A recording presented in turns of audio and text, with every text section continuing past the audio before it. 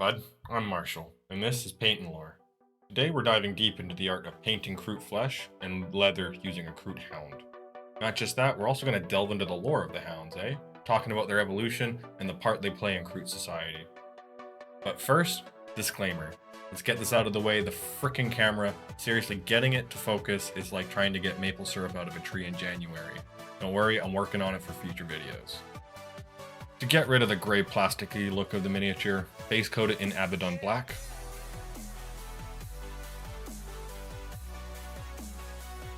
Now for the skin tone. We're going to mix up some Steel Legion Drab and Death Guard Green. Get those paints on your palette, whether it's wet or dry, and make sure they're nice and thinned down.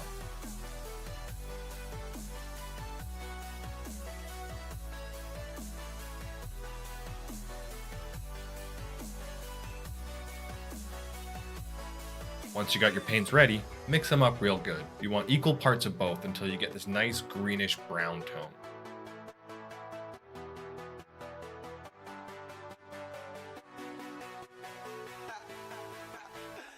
Now slap that mix all over the miniature. We're going for full coverage here, folks.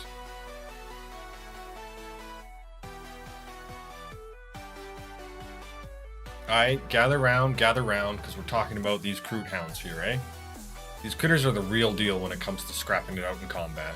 Fast, agile, and meaner than a moose in mating season, they're the go-to trackers and close combat buddies for Kroot warriors. These hounds ain't just born this way. Oh no, they go through this fancy process called genetic assimilation. It's like they're mixing and matching genes for whatever they chow down on.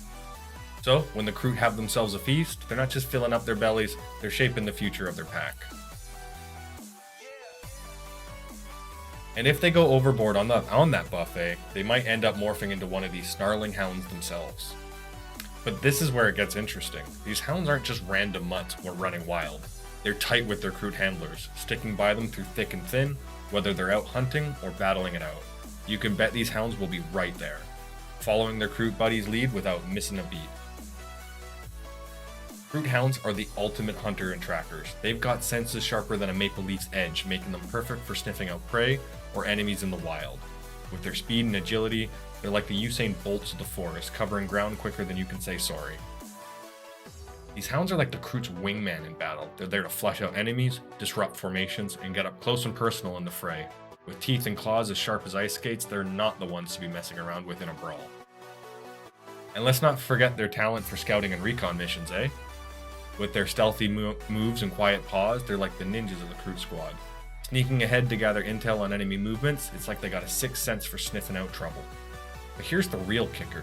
These hounds aren't just tools for the job. They're cultural icons in Kroot society, respected and revered. They're seen as the embodiment of the wild spirit and adaptability that the Kroot still hold dear. They feature in rituals and ceremonies. They symbolize the bond between Kroot and the great outdoors. So next time you see one of these hounds, give them a pat on the back and say, well done, They've earned it.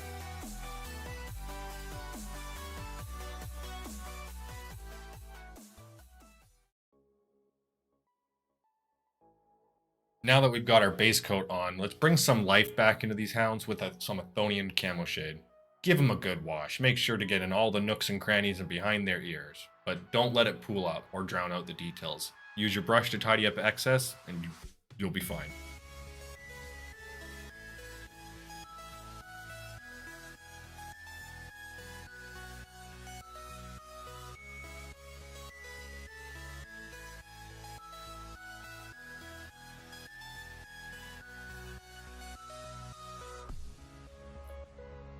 And last but not least, we're going to double down with a Death Guard Green Drybrush. All over the skin. Remember folks, barely any paint on that brush. Just enough to bring them out them highlights. Give them a good once over, and there you have it. About 60% of the hound is complete now.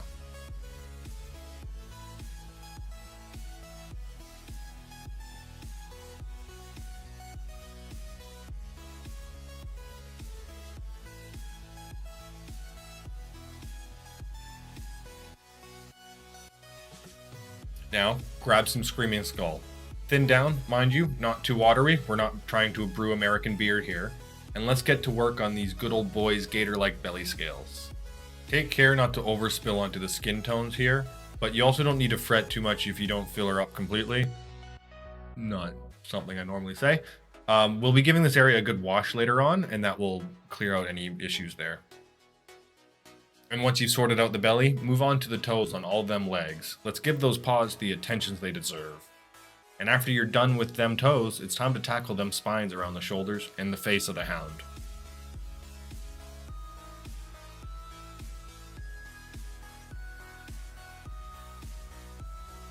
Last but not least, if you're anything like me, you like your Kroot draws to be a different shade. So I'm going to pick out the lower beak in some Screaming Skull as well. Again, my main Kroot carnivores look like this, so it makes sense that my hounds would too.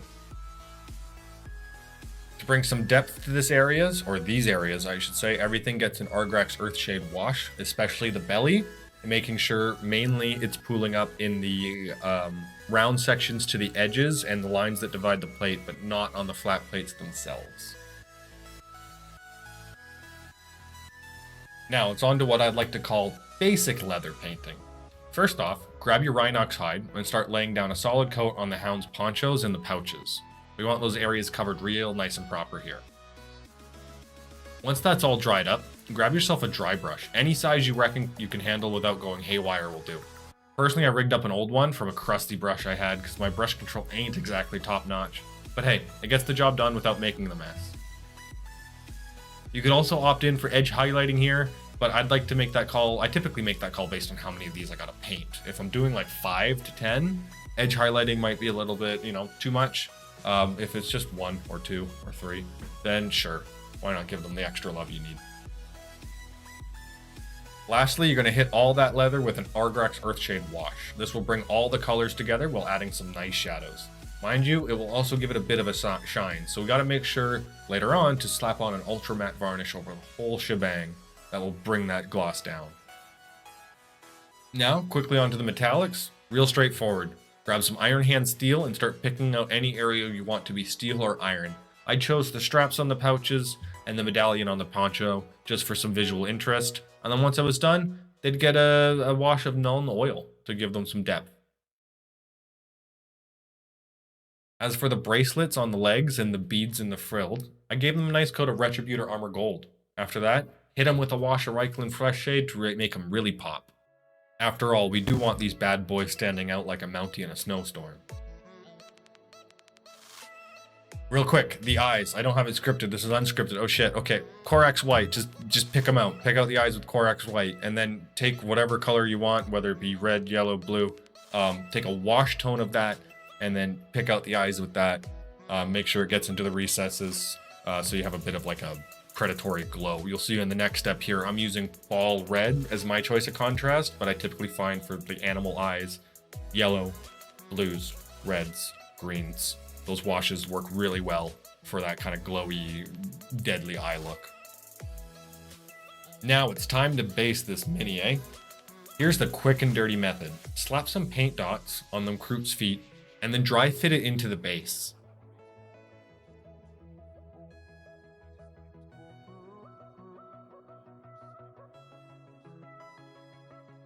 This helps me figure out where the hound's feet will land, so I can jazz up the base without it being on there with all sorts of flock. With that done, I toss off in a flower from a sheet I snagged off of Amazon.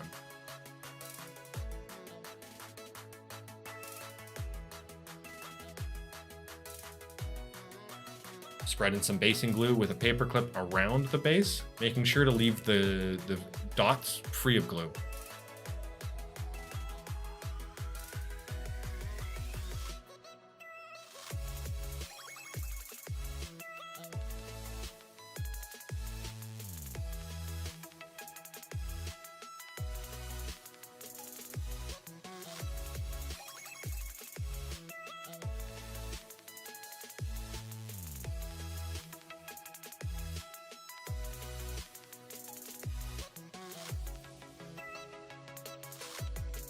Next up, using my static grass applicator, I just sprinkle grass on, just from the top, just kind of like a shake weight. You just shake the thing up and down.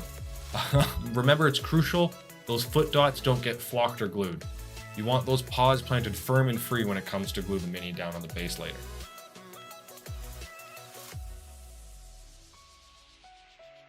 And last but not least, it's time to tackle the hound's crest. First things first, lay down a solid base coat of corn red, then give it a good old wash with Reeklin Flesh Shade. That'll bring out some depth and give it a nice, rich hue.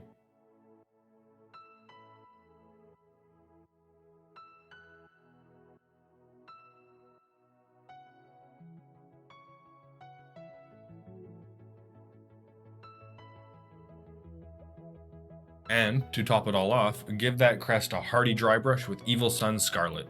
That'll really make it pop and give it some extra fiery flair. Once that's all dried up, go ahead and pick out the beads with the same gold recipe we used in the metallics earlier, and that crest is going to be the talk of the forest.